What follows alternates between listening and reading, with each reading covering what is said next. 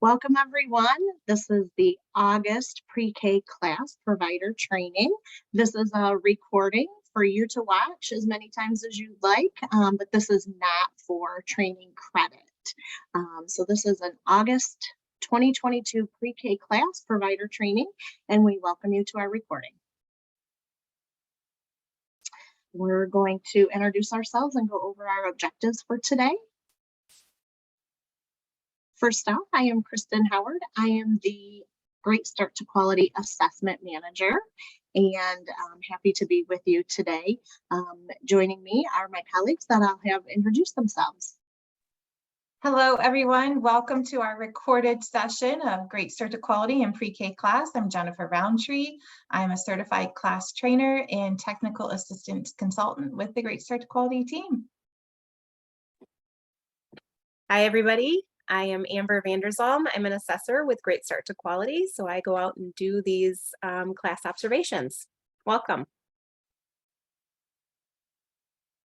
Great, let's go over our learning objectives for today. So today we are going to gain knowledge on the pre-K class tool. We're going to learn updates and class tips from Amber, our GSQ assessor, to support you with the on-site observation process. We're going to gain insight about upcoming changes with Great Start to Quality. And you're going to receive some questions and answers to support your continued learning resources. We have some questions from our previous sessions that we can kind of surface for you today.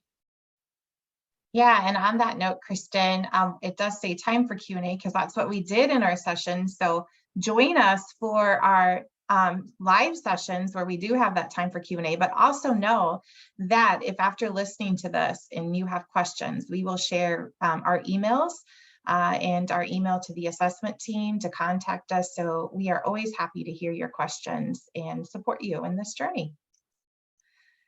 So let's dive into pre-K class. So the pre-K class tool is one of 3 that Great Start to Quality is going to be using. If you have attended our trainings before, we have covered the infant and toddler tools. So today we're going to focus specifically on the pre-K tools. So you might be wondering a little bit about the class tool. So I'll give a brief overview of it, and then we'll dive deeper into the domains here for the pre-K class tool to support you in your learning. Please know this is an introductory overview. We will share resources for a deeper support of your learning with the dimension guides, and we'll direct you to Teachstone's website for some additional free resources to support you as well. The CLASS tool stands for the Classroom Assessment Scoring System. It is a nationally and worldwide recognized, valid, and reliable assessment tool that is used on educators. And it is owned and implemented by Teachstone. They are a partner of ours. And they are based out of the University of Virginia. So there's been a lot of research and data to support the use of this tool and the effectiveness in supporting all educators in their continuous learning and growth. So as I said earlier, it's one of 3. The pre-K tool is used for ages 3 to 5. And so we will be implementing it, and Kristen will share more on this in February of 2023 in Michigan. It will be an option for you serving children ages 3 to 5. So the CLASS tool really focuses on interactions with all adults in the setting between the children. So not just the head teacher, but all adults within that setting. And the reason it focuses on that is because the research shows that when children are in environments and settings where there's trust and strong relationships, they feel more confident, and we see them growing within their learning. And so this is all really important to think about. And so the class sort of captures the way these interactions happen in these domains. So there's 3 domains in the pre-K class tool that I'm going to talk about with all of you: emotional support, classroom organization, and instructional support. The main thing when we talk about some of the class terminology, we don't want you to get lost in it. It's not important that you know domains and dimensions and indicators. I might throw that language out to support you in your learning, and maybe you want to deepen your understanding. But the main takeaway in our goal of spending this time with all of you to provide this overview is to support you in seeing what you're doing, how your interactions look, and how they align to already what is happening. It's really important when you're thinking about an on-site observation and the class tool. It's not something we want you to have to learn to do or something in place as something extra on your plate. It's just capturing what you're already doing with the children in your setting. And so we really want to call out the elements of the class tool to support you in saying, hey, I'm already doing a lot of this. And Amber will speak specifically to that when she provides some tips and some opportunities for learning from her lens as one of our assessors on our team. So let's start with emotional support. What are we talking about here? Well, we're really focusing again on relationships. They're sort of the heart and soul. And so when we talk about relationships, we're looking at physical proximity, shared activities. So are the adults in the setting, sitting close to the children? Are they participating in those experiences with the children in the setting? Do the children support each other, that peer assistance?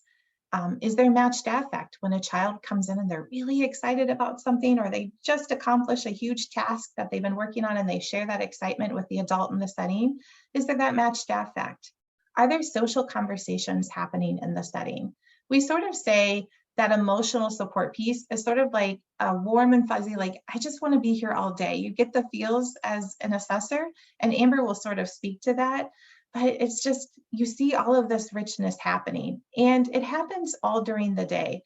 So when we talk about emotional support, it's not just what happens when a child first arrives, or maybe as you might be having a one-on-one conversation with a child, but it's throughout that day with that setting. And it's all adults in the setting interacting and engaging with the children. We're also talking about positive communication. We're talking about respect here. Warm, calm voice, respectful language, children cooperating with each other, adults cooperating with each other. We also will be looking at teacher sensitivity with emotional support. And so how that looks, it's the teacher being aware, anticipating problems, noticing the lack of understanding or any difficulties that a child might be having. And we're talking about all children in the setting, not just one or a few, but all children, being responsive to them, acknowledging their emotions. It's providing individualized support, addressing problems, helping children resolve problems. And then here's an important thing to note about the class tool. It doesn't only look at just what the adults do in that setting, but on student comfort, especially in this emotional support domain. Are children seeking the adults out in the setting for guidance? Do children feel that they can freely participate? Are they taking risks? Because we know that children look to the adult for support. And when that adult provides that support, children then participate freely. And then they start to show growth within academic and social areas. That's where children start to take risks. So that's why that teacher sensitivity is really important. And as I walk through these, please feel free to jot down some things. I'm also going to show some videos that illustrate this in action. They're short videos, but they'll help you see these domains in action and support you with your learning. Another piece with emotional support, we're talking about regard for student perspectives. So how does this look? Flexibility. The adults are focused on the students. Children in that setting have opportunities for autonomy and leadership. They're allowed to make choices. We see the adults giving the children responsibility, allowing them to lead lessons and activities. Children being encouraged to talk. It's not shh all the time. But that educator, that adult in the setting, is eliciting ideas and perspectives from all children. Children being able to move, they're not rigid. There's movement and opportunities for them to make decisions. And so that is another key piece with this. We want to see the adult in the setting being flexible and going with the flow of the children, creating activities based on the children's interest, providing children with real responsibilities. We'd like to see jobs, especially in preschool and pre-K settings. That sets them up for success as they enter elementary school. So these are some of the key pieces we're talking about with emotional support. So to best see this in action, let's take a look at a video. Give me 1 second as I get us into the video library to take a look at this. and get this set up for all of you.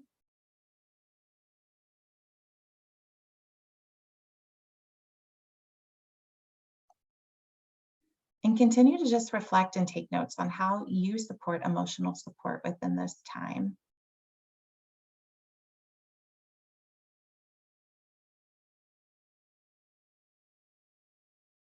All right.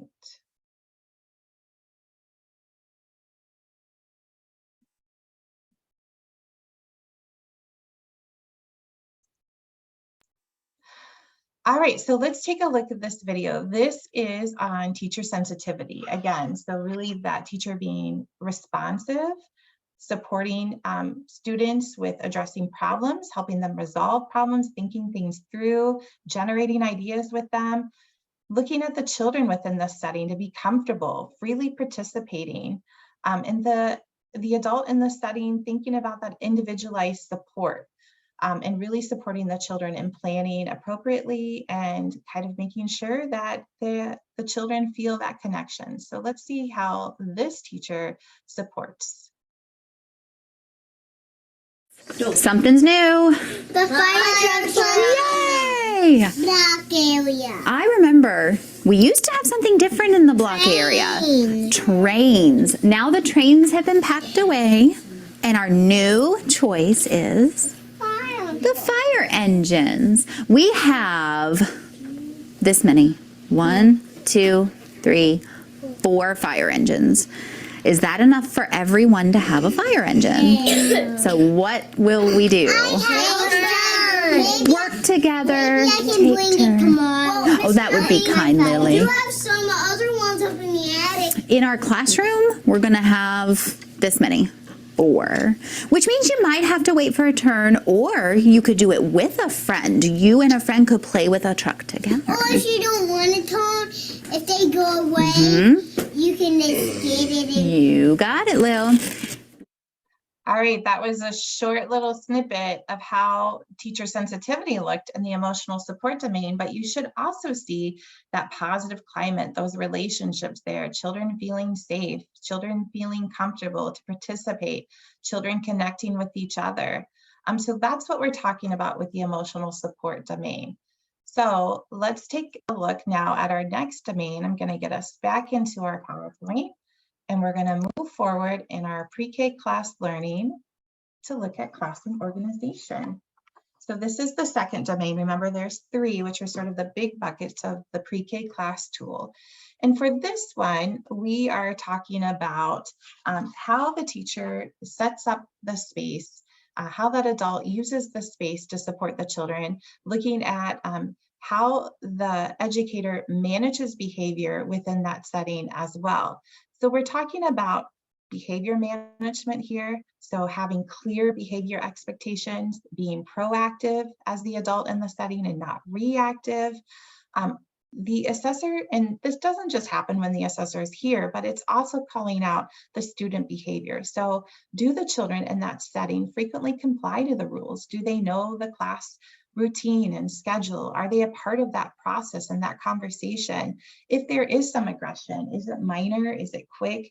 Within class, we talk a lot about frequency, depth, and duration of when something happens. So we know going out, and Amber will speak to this, that there aren't perfect settings. There are going to be moments where there's aggression or children have conflict. That's natural. That's part of life and learning, right?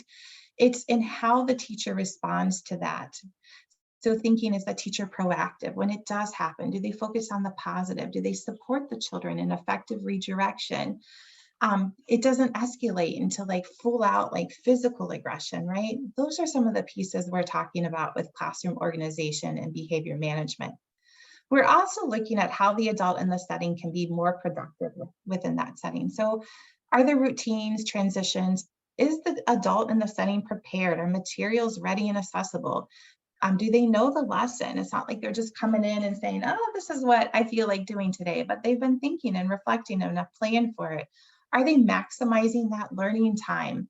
And if they do use transitions, are they brief?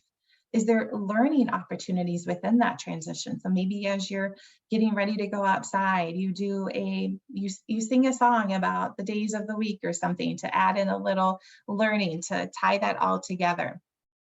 Classroom organization also looks at instructional learning formats. So thinking about, again, what are the students interested? Are the adults in the setting providing a variety of modalities and materials to support that learning? Are there hands-on opportunities, creative materials?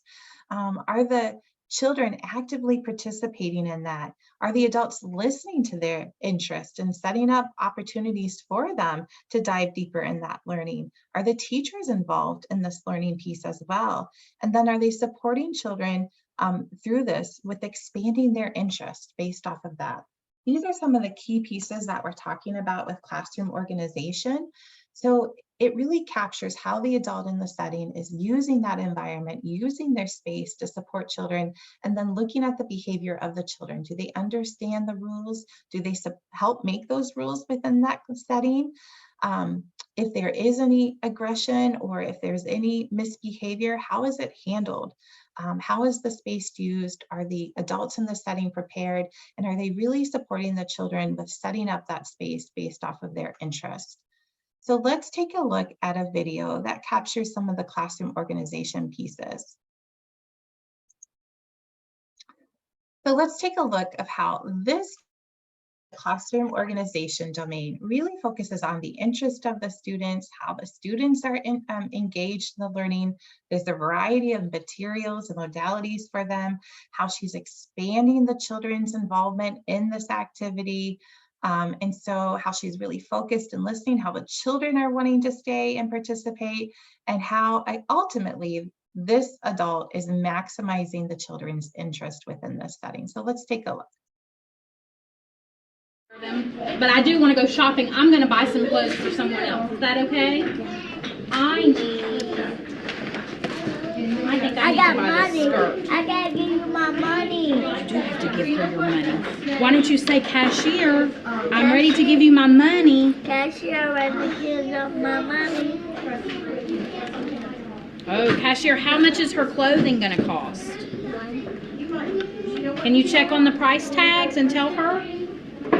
Mine was what? $4 and $1. Mine was jacket, Baba. Yours was for free? Yeah, it did have a tag. It didn't have a tag. That's the best kind. Where did you get these free clothes from? Because mine has a tag on it. I'm finna go From this hanger. I'm finna go home and I put on my. Here's some more money if you want to buy. I'm ready to check out. Don't look over here. I'll make Can you help me? Can I see right there? Yes. Open How much do I owe you? It's $5. $5. So which one would I need to pay you? Would I need to use this one or this one? I'm putting a video. So that's how much I'm going to give you. I'm putting a video. You're going to put a video in? The shirt. You can put on that shirt. Can I get a receipt for my clothes? I did get a receipt. And do you have any bags for my clothes, Amelia? They're over there? Okay, so where should I go to get one? Thank you for my receipt. Where are my bags at, Amelia? Can you tell me? Ah, I see them now. Thank you for giving me those directions. So as you watch this adult in this setting interact with these children, hopefully you noticed how she actively participated with them, how she was expanding their activity by asking questions. She was an active partner with them in this learning, how she was using the environment to support them, and how there was a variety of materials available for them based off of the children's interest, and that the students, the children in the setting were interested. They wanted to stay there and play. They weren't wandering around. They weren't having to ask her for materials, or she didn't have to reach things. They were at their level. Also, one thing I want to call out is we just talked about emotional support domain. keep in mind that as you watch these videos, when we show these domains, they don't live in isolation. It's not only you focus on classroom organization or emotional support, they all weave together to support these rich interactions between the children and all adults in the setting. It's not that the assessor, when they come, they're only looking for positive climate and respectful language, and then they're going to shift and they're going to focus on classroom organization and see how routines and transitions are set up. What the assessor is looking for and what should happen naturally is all of this feeds together to support these children with these deep relationships, not only with the adults in the setting, but with each other, that then sparks this confidence, these connections, and then these children want to be in this environment within the setting. They want to learn. They want to come back to that place and say, that's my teacher. These are my teachers. These are people that care about me. These are my friends. That's what happens when we're talking about the class tool. It's how the educators, how the adults in the setting are putting all of these pieces together at all times, not just at small group time, not at large group, but at all times of the day to support children with each of these interactions. So let's go back to the PowerPoint here. So I'm going to get us back in, and we're going to move on to the third and final domain, which is really the most challenging. So the national research shows of the 3 domains for the pre-K class tool, we talked about emotional support and classroom organization. This one, the instructional support, is one of the hardest ones to score well on. And Kristen will talk about the class threshold scores that we're going to have for Great Start to Quality. But one thing to put into this space, if you don't know, the class is scored on a scale of 1 to 7, with 7 being the highest and 1 being the lowest. And so typically when we look at the national data for the instructional support domain, it typically scores around a 2 or a 3. This doesn't mean that teachers aren't doing this. It's just, again, thinking about that frequency, depth, and duration, how often this is happening, and to the level of richness, how deep that teacher is getting to support that that learning that needs to happen. This domain is all about, okay, you've built that relationship. All right, you've got your classroom, your setting all set up. Now, how are you going to come alongside and partner with children and support them in that deeper level thinking and those learning opportunities all the time, right? Not just at small group, not just at large group, but at mealtime, when children are doing a one-on-one activity with you, when children arrive, when they leave. How are you utilizing that time to support that? So here are some things we want to call out for instructional support. And with this domain, we're going to see 2 videos.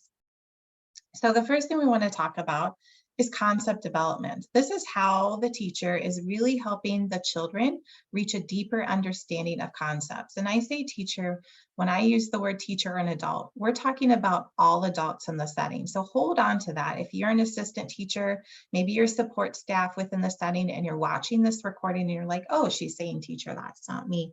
We're focusing on all adults, because each adult in that setting is truly important for building those relationships and making those connections with the children and supporting them in their learning journey. So I want to call that out clearly.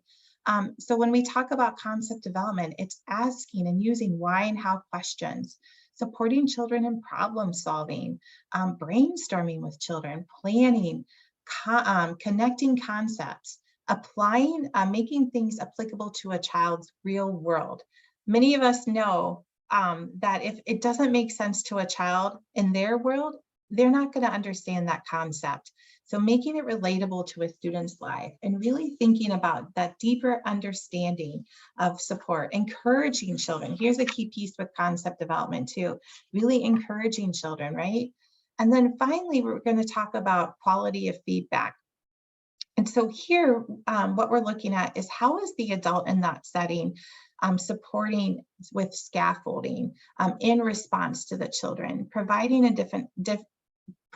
additional information, those back and forth exchanges, follow-up questions. If a child says something to you, like, how do you follow up with an additional question to support them in that learning, prompting those thought processes, providing information to support that learning. This is really looking at how that adult responds to what a child might say or do, coming alongside and kind of that back and forth exchange to support them in learning. And then really calling out and encouraging children to be persistent in the task, recognizing their persistence, celebrating with them. These are some key pieces. Another key area in instructional support is language modeling.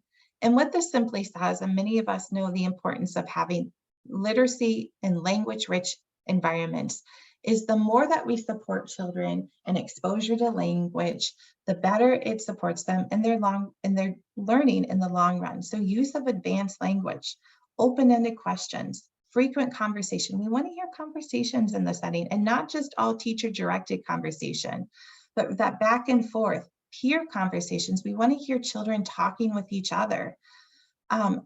We say self-talk or parallel talk. That's also called mapping your own actions or a student's actions while they're doing something. And so continuing to ask yourself, how can I better facilitate language within the setting? How can you use advanced language? How can you connect vocabulary to familiar words? Again, recognizing that it's great to use advanced vocabulary, but if it doesn't connect with the child, they're not going to pick up on it. And really repeating and extending children's responses to keep them engaged in this learning. So let's take a look first. We're going to watch 2 videos here of how this adult in this setting uses concept development. Remember, concept development really focuses on how a teacher or an adult in the setting introduces a concept to help a child or the children deepen their understanding. Let's take a look and see how this is done.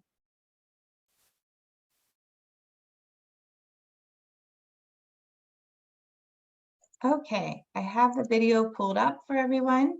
We're going to take a look at concept development.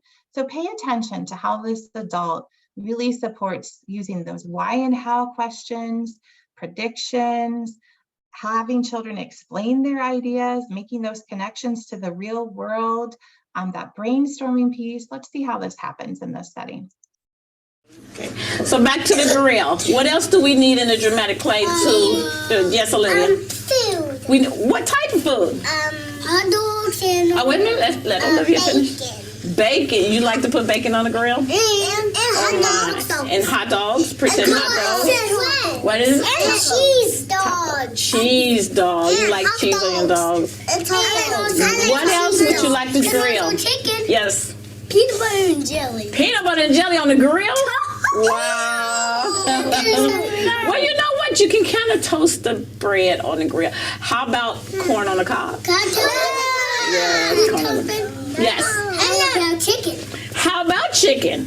So what kind of chicken do we want? The bone in or the bone out? The bone in. You like bone in? Who like the bone in their chicken? Like a chicken wing or chicken? Who like the chicken breast, which is the boneless chicken? I like the chicken wings. Like Miss Keaton cooks here for lunch. You like chicken wings? What you like? French. I like the taco to put in the grill. You want a taco? That would be different. How would we do that without it falling apart in the grill? We just cut it. How? We just roll it. Roll it? But if you roll the taco, the tortilla bread, wouldn't that make it a burrito instead of a taco? The taco is the open one and burrito is the roll one. Guess what we don't put in the grill? What we don't put on the grill? Our hands. Okay. So I love this video. So what we saw here is even when they were coming up with ideas and they were talking about peanut butter and jelly, wouldn't that get messy? What we do, right? Chicken, bone in, bone out. Did you hear her use of why and how questions and making those connections to their lives, right? When they talked about the chicken, like bone in, bone out, like what Miss Keaton cooks here, the bone out, the chicken breast. She was really embedding this concept with these children, but also gathering their ideas. They were really engaged. And again, when we look at these videos, it's not just about, we're only going to look at concept development right here and how this teacher is introducing ideas for these children. We should also see emotional support. We should also see classroom organization. It's all woven together to support children in their learning, to support children in building those relationships with each other and with the adults in the setting. So I want to continue to call that out. And here's one of my favorite things with this video that we just saw. A child said a taco. She didn't say a taco on a grill. She said, that would be different. How? She wanted to hear more about that child's idea. The idea was grilling, and so she supported the child, and other children were joining in. How might you grill a taco? So be mindful of that too. When children throw something out, it's not, oh, that wouldn't work, right? But understanding their understanding of this concept, right? Tell me about that. How might that work? And then other children joining in and continuing to make those connections to their real world too. So let's take a look now at quality of feedback. So I'm going to get a video ready for us to take a look at here, and we can talk a little more about that. All right, we're going to look at a video of quality of feedback. This is the adult's response to a child or children's ideas. So again, this really is asking the adult in that setting, how can I provide feedback that helps children learn more and keep trying? So really that persistence piece. When we think about class with frequency, depth, and duration, how is that adult encouraging children where they want to stay persistent in that task or activity and really trying to have that child explain their thinking? Same teacher here. Let's take a look to see how she supports quality of feedback in this instructional support domain. He got a big nose. He does have a big nose. What would be the tallest point? What is this point? That point, What's that called? the point of the stick. But yeah, so what part of the body, snowman's body is that? What part of the snowman's body is that? He got silly nose. Now say just look at the snowman's body. You have a top part and a bottom part. Just like we have a top part and a bottom part. We have the arms that goes out. We have noses. So what would that be on our body? This is a head. The head, okay, like our head. What about legs? Would snowmans have legs, or would they just waddle in the snow? The water or the snow. They just waddle, so they won't have feet, like us. I forgot the feet. Oh, you're gonna add some feet. No. You go after feet. Okay. I think I forgot to get his teeth. Ah, now they have, that is very creative. You have feet like we have feet. You have two parts of your body, an upper body and a lower body. You have a nose and you have arms and a head. Anything else missing? Yes. What's missing? The back piece. The back piece, what would you use for that? What I appreciate about, and I've seen this video many times, is how this adult in this setting followed the child's lead and interest. It wasn't about what this adult wanted to see happen. She paused, and I have to remind myself of that too. She paused to see what the child would say or do next. Even if you've noticed the part about the feet for the snow person, the child said, no, they'll waddle in the snow. And then the child changed her mind and she's like, I'm going to add feet. And the adult repeated, oh, so you're going to add feet. What will you use? And she put the little pebbles on the bottom. So really thinking about how to be a partner in that learning to really encourage a child to be persistent, or children to be persistent in that task. And here's another piece too. Encouragement and affirmation is really called out. It's not just good job, just some generic praise. It's really encouraging the child, being intentional. She said, very creative. Tell me more about that, right? That back and forth exchange, asking those follow-up questions.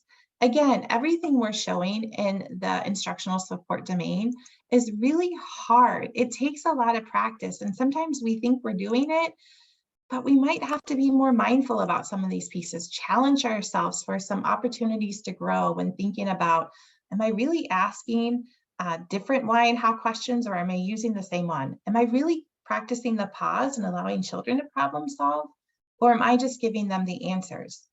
Are my feedback loops really deep and meaningful and intentional? Or are they kind of dry and generic? Where are some areas for growth? This is a challenging area, even for the most seasoned and expert educator.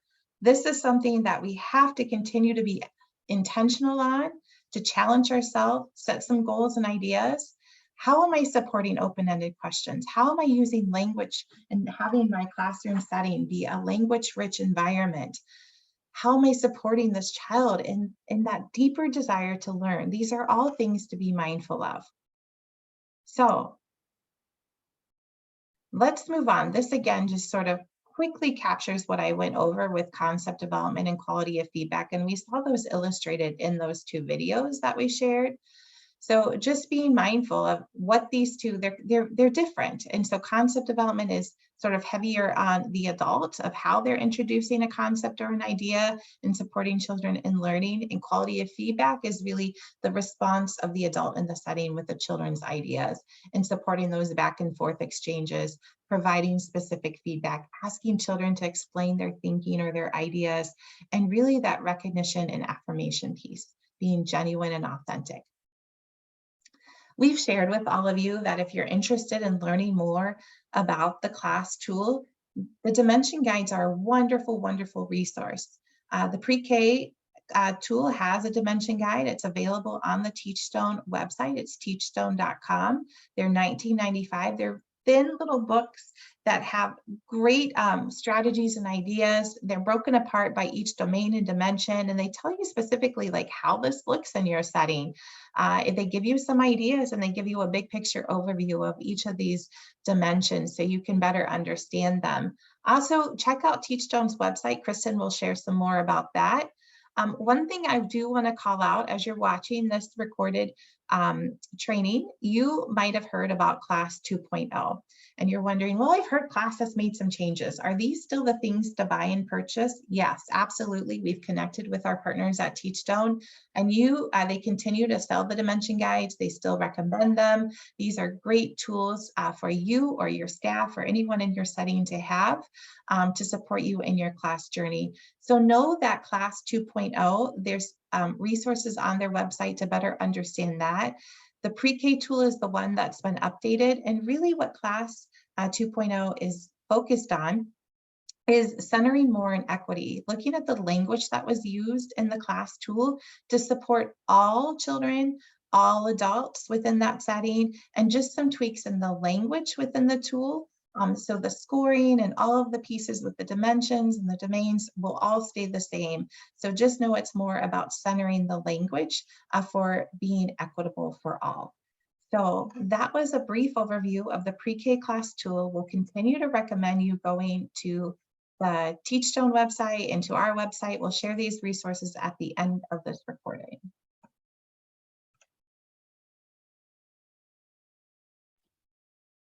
All right, thank you. I am going to go over the on-site observation and what to expect when you're going through that process. Over the last 6 months, the assessment team has been out in the field doing class practice observations, probably in some of your own classrooms. And that has really helped to prepare us for this transition, as well as helping us figure out what's going to better support you through this process. So we want to thank everybody who is either waiting for a class observation or who has already had one for letting us come out and do those, because they've been very helpful. So starting with your observation process, I'm going to talk first about what's going to happen before your on-site observation and then what's going to happen after your on-site observation, but I will also go over what to expect on the day of your observation. So right around the beginning or right before your window starts, you're going to get a phone call from your assessor. And during that phone call, your assessor is going to let you know which classrooms have been selected for observation. And we're going to ask you for a couple of things. We're going to ask you for a detailed current schedule for your classrooms.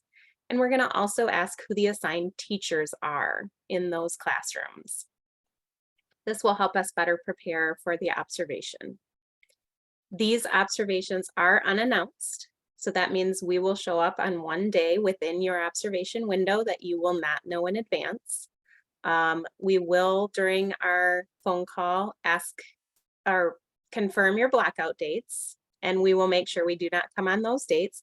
We'll also ask you if you have any additional dates that are not going to be normal So if you have an atypical day, like a field trip or a staff that's going to be out, and we would like to know that information so we come on as normal a day as we can. We will always do our best to accommodate those additional dates, but we can't guarantee. At the end of your observation, once that has happened, you're going to receive a report within a few weeks for each of your selected classrooms.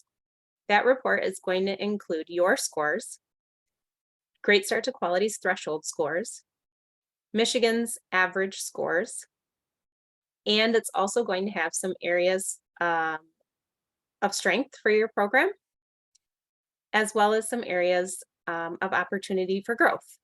So those areas that have opportunities for growth, we're going to have some suggestions of things that you can do to change the processes in your classroom or the way that you interact with the kiddos to better support those kiddos.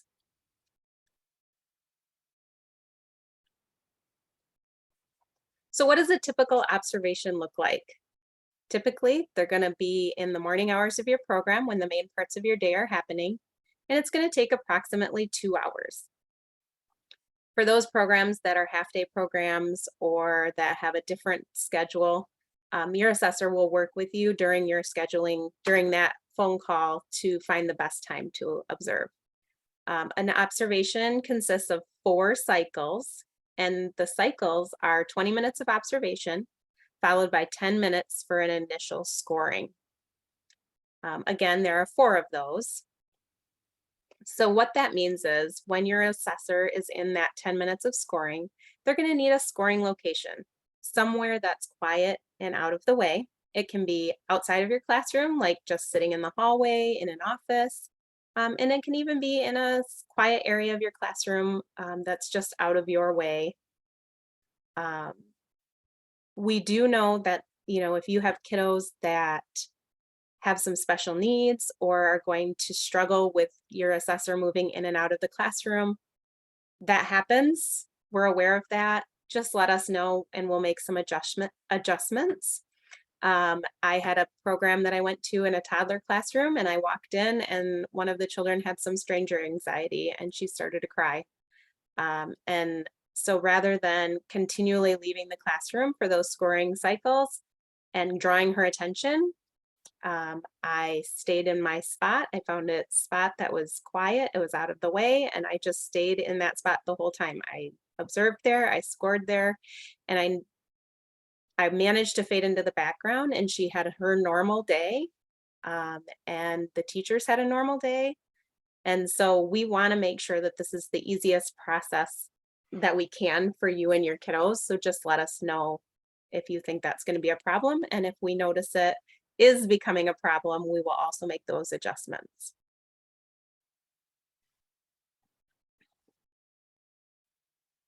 So when we ask for that daily schedule, the reason for that is because we want to make sure that we're being most supportive to your program by observing the main parts of your day. Typically that means we're going to arrive somewhere between 8 and 10 a.m. and we're going to stay for those 2 hours.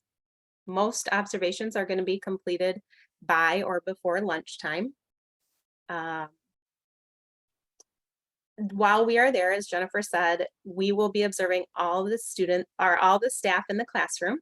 So that means your teachers, your teacher assistants.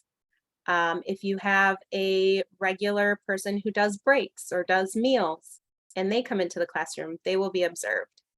The people who will not be observed are student teachers or volunteers in the classroom. So now we're going to talk a little bit about outside time. This is different for the preschool class. Preschool class, outside time or recess is not observed. So what we consider recess is unstructured time where the kids are burning off their energy, they're running, they're screaming, they're having a good time. That's considered recess and that will not be observed. However, if you go outside because it's a gorgeous day and you want to take your kiddos out and read a story under a tree, those times where you have structured activities like group time, story time, meals, if you do snack outdoors, those times will be observed. So programs that are nature-based and spend most of their days outdoors, with the same thing, we will observe those structured times like group times, meal times, story time, but we will not observe recess, which is when the kiddos are just blowing off their energy. Inclement for those programs that when the observation happens, there's inclement weather, it's raining, it's snowing, it's too cold to go outdoors, and you have a gym or you have a large motor time for the kiddos that is unstructured, that will be considered recess and will not be observed. So what can you do to prepare yourself and your staff and your children for this visit? We know it's uncomfortable, so what can you do to help it go smoother? The biggest thing that you can do to help this process go smoothly for your kiddos and your staff is to prepare them. Let them know what's going to happen. Let them know that they're going to have a visitor in the classroom. Tell them that the visitor will be moving around. We may be going in and out of the classroom, things like that. You will get photos of the assessors when you receive your scheduling email. Share that with the kids. Let them see who's going to be in their classroom. Let them know that though the assessors are there and we love being in classrooms, we love seeing the kids, we want to talk to them, we want to play with them. Unfortunately, we have to focus on our jobs. We have to be paying attention to the classroom and what's happening so that we can give you the best feedback possible. So we will interact with the kiddos briefly. We'll talk to the staff briefly, but we will be focusing on our work. So letting the kids know that we're there to work and not to play is helpful. We do want to see the most normal day that we can. So we work really hard to fade into the background. We're going to sit off to the side where we can still see and hear. And we're going to take notes, but we're going to do our best to be out of your way and not disrupt your day. So enjoy the kiddos, be yourself, do the things that you normally do because that's what we want to see. And we're there to support you and give you the best feedback that we can.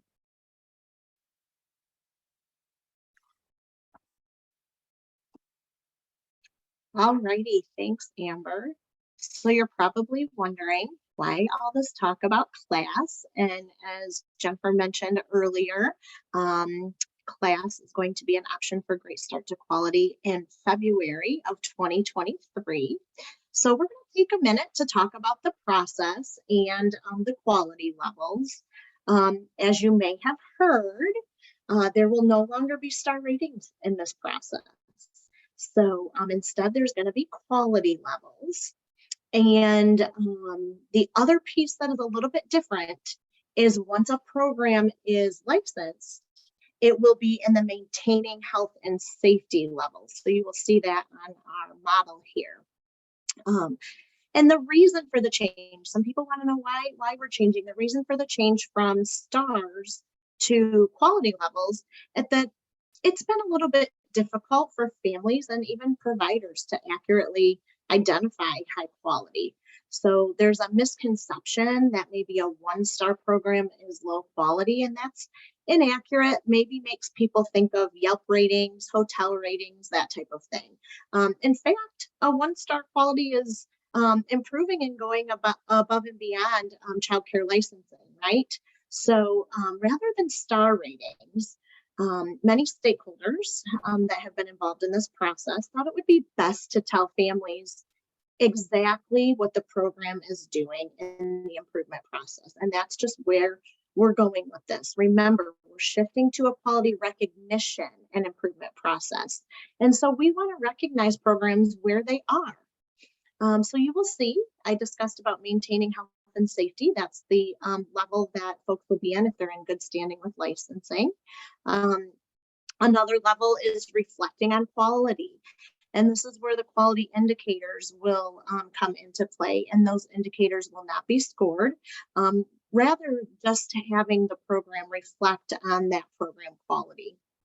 The next level is enhancing quality. This is where the program is going to set goals and receive coaching and consultation from the local resource center, which we'll definitely talk about more, but that's a great resource for you as your resource center folks. And then you're probably wondering about class, right? This is a class training. So on-site observations, what Amber mentioned, is going to take place when the program or provider is ready and agreed upon by the resource center staff to move into demonstrating quality. So that's where that class observation as an option would take place. So this is where the program completes their goals and then meets that threshold score, which I'll talk about during on-site observation. So Great Start to Quality currently uses the Program Quality Assessment, or PQA, for early childhood programs as that on-site tool for assessment. And right now we're using the school age PQA for out-of-school time only programs. So I know this is a class recording and training, but I wanted to make sure that you understand where class fits in here. Beginning in February, again, February 2023, there's going to be multiple tools for many programs to have a choice in the tool that is used for their program.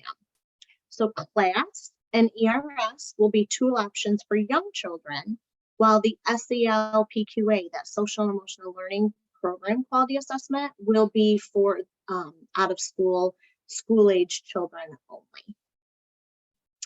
And then here's a little chart that you might want to take note of with the features of each tool. So there's many features that are similar and different about each tool.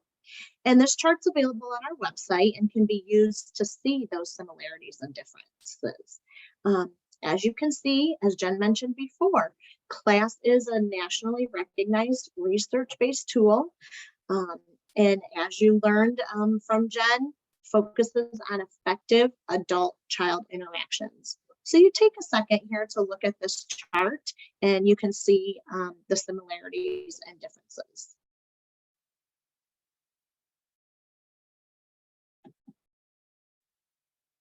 All right, you're probably wondering and seeing that what the right options are for your program. And again, this chart is a little bit different. This one shows the various options based on program type and ages served. So there are probably circumstances that aren't listed here that we would need to consider. But knowing that you are learning all about CLASS today, just maybe focusing on that for right now. Do not worry, we will be hosting other trainings on the other tools as well. If you're a family childcare provider or have a mixed age setting, you might really be wondering what tool is right for you or how specifically CLASS might look in your setting. Rest assured, as Amber even mentioned, we are practicing CLASS. Those assessors are out there and really trying different methods that are recommended by Teachstone. Remember, Jen had mentioned Teachstone, the developers of CLASS. So one way that we're doing that is doing cycles for each age group in the setting. Another way is to use one tool, for example, like the toddler tool in that mixed age setting, and looking at all the children at one time. So we're really working on which way would be the most supportive of those mixed age programs and being supportive to the children and the providers and the assessment team. So we're going to continually update our website with this information, and please know that more information and training is to come. But again, like I mentioned, your local Great Start to Quality Resource Center staff are going to be able to support you with the decision-making process. So they will be able to say and help you decide if CLASS is right for you or ERS. One thing I want to point out is that CLASS is the only option for GSRP and Head Start funded classrooms. So if you are in one of those program types, please know that CLASS is your option. And then also, it's not like an a la carte type process. So you will pick one tool for your program. So if this is a question that has kind of come up, I'm a GSRP, but my other classrooms on my same license are not GSRP. All of those programs would use the class observation tool. So we would come in there and do class for all of those classrooms. Another thing to point out is that the threshold scores, and coming up on the next slide, as Amber mentioned, you're going to receive a report. Okay. It can kind of be overwhelming sometimes, right? To get this feedback. You're going to get that report from your local Great Start to Quality Resource Center. And Jen, if you can just move to the next slide here, we're going to talk about threshold scores. So your Resource Center staff are going to help you through this process. As Jen mentioned, class is scored on a scale of 1 to 7. So you're going to see here those domains that you learned about earlier: emotional support, classroom organization, and instructional support. So if the program meets or exceeds the threshold scores for every age group observed, that program will move into the demonstrating quality level, that recognition level that I had talked about earlier. So you will see these threshold scores, they're based on national averages. They are very attainable. Remember, Jen talked about that instructional support nationally being a harder domain to get higher scores. You will see our threshold score here of 2.75 is very attainable. Another thing that folks often wonder is, hey, I didn't meet those threshold scores, right? Maybe I didn't quite meet instructional support. Now what? This is a whole shift in a mindset. This is a different way of thinking, right? It's not going to be that check the box. It's not going to be that star rating. You're going to receive support, and it's all about improving quality. So you'll be able to make some goals and decide how you want to move forward for your program and what's best for you and your kiddos. Kristen, I just want to jump in here because you're calling it out, but I really want to call it out because we're getting questions. I just want to go back to that on that point. That our goal with this new shift in this model with Great Start to Quality and some of these revisions is to empower each of you to choose which of these tools, class or the ERS suite, which we haven't done training on yet, that's coming. So hold on to that. And ERS stands for environmental rating scales, is for you to decide which one works best with my program and my setting. And let's say you choose class, and Kristen is saying all this, but I just sometimes it's good to hear another voice come in because we keep getting these questions. Let's say you choose class and you're like, no, that really wasn't what I wanted. You can always, and I see Kristen nodding in agreement, you can say, let's try the environmental rating scale tool. Let's try the ECHRs or the ITERs or the FECHRs. If you're family childcare, there's a tool in the ERS suite for you based off of your setting. So please know that our goal is to empower you in learning about these to make that choice. And also, as Kristen has said many times, reach out to your local Great Start to Quality Resource Center. They are experts too. They are your partners in this, and they will support you as well. So I just wanted to call that out. You're saying it, but I just really wanted to call it out. Absolutely. Thanks, Jen. And you're right. We have had a lot of questions about that and just concerns. And I think as folks are learning all of these things, just processing it all, right? So take some time. Again, you might want to watch this recording again and you might pick up something new. This is new information for everyone. And with these revisions coming in February 2023, you might just be thinking of things along the way. So definitely, like Jen had mentioned, we're going to put our resources up here, but this recording is going to be on our website, and you'll be able to pass it along to other folks maybe within your organization, some of your colleagues, or you might just wish to view it a couple of times. So we do have a lot of resources, and again, more coming.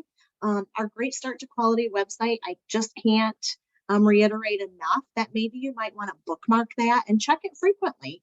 We're going to be adding information all the time, all to be the most supportive of all of you. On that class page on the Great Start to Quality website, there's a link to Teachstone. again, the creators of class. There's a little screenshot here on our slide that you'll be able to see. You'll be able to link right to teachstone.com. Lots and lots of information that Teachstone puts out. So definitely take advantage of that. All of these training recordings here, this is probably where you found the recording today, but if you maybe serve children in other ages and you were unable to attend our trainings, you'll be able to review those session recordings there as well.